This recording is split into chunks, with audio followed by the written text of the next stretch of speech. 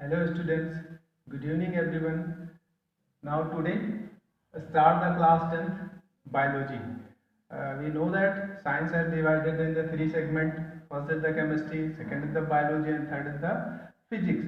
Now the second segment biology we have to study about this. First of all we discussed about the contents.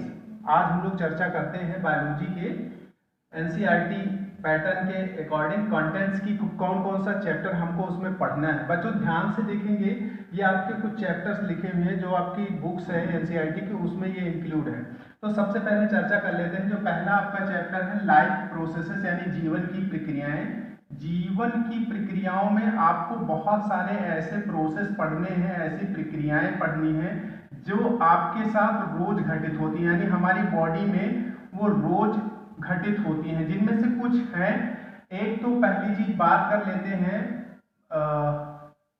पोषण, यानी खाना हम क्यों खाते हैं और क्या क्या चीजें खानी चाहिए। फिर दूसरा है खाना अगर खा लेते हैं तो वो कहाँ जाता है, पाचन।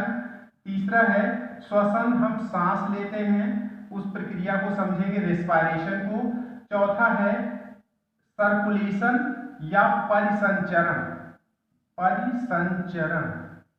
और सर्कुलेशन के बाद लास्ट में है उत्सर्जन या एक्सक्रीशन, तो लास्ट में लिखेंगे उत्सर्जन। ये इतने टॉपिक्स आपको जीवन की प्रक्रियाओं में पढ़ने, खास करके ध्यान देंगे बच्चों।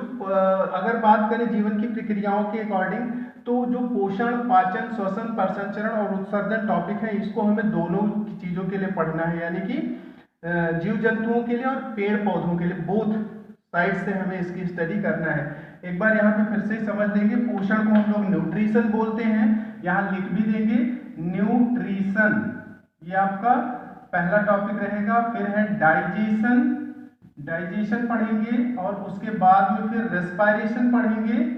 रेस्पिरेशन के बाद फिर आप पढ़ेंगे सर्कुलेशन, ये ब्लड और हार्ट से रिलेटेड है। रेस्पिरेशन लंग्स से रिलेटेड है। सर्कुलेशन के बाद फिर हमारा नेक्स्ट टॉपिक जो हम स्टडी करेंगे वो है एक्सक्रीशन। एक्सक्रीशन रिलेट करता है आप किडनी से, यूरिन फॉर्मेशन होता है लीवर के द्वारा और वहीं पे अल्ट्राफिल्ट्रेशन प्रोसेस के द्वारा एक्सक्रीट किया जाता है। तो ये आप एक्सक्रीशन प्रोसेस में पढ़ेंगे। ये आपका चैप्टर फर्स्ट से रिलेटेड टॉपिक्स है बच्चों, इसको नोट कर लेंगे कहीं पे। सेकंड पे आते हैं कंट्रोल एंड कोऑर्डिनेशन को समझेंगे कि कंट्रोल और कोऑर्डिनेशन क्या होता है। Basically the second term control and coordination is related to the human brain and the hormonal system. We also study about, this is the branch of biology that is known as the endocrinology.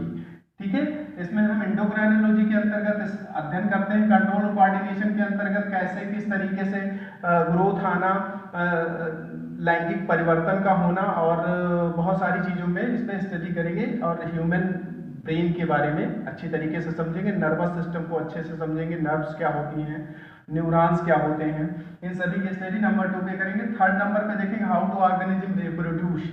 इसके अंतर्गत हम जानेंगे कि जीव जंतु में जनन की प्रक्रिया के द्वारा कैसे जीव उत्पन्न होते हैं। तो ये इस चैप्टर के अंतर्गत हम लोग पढ़ेंगे। और ये भी जानेंगे कि नर जननांग और मादा जननांग की क्या विशेष लक्षण हैं और क्या कैसे वो फंक्शन करते हैं।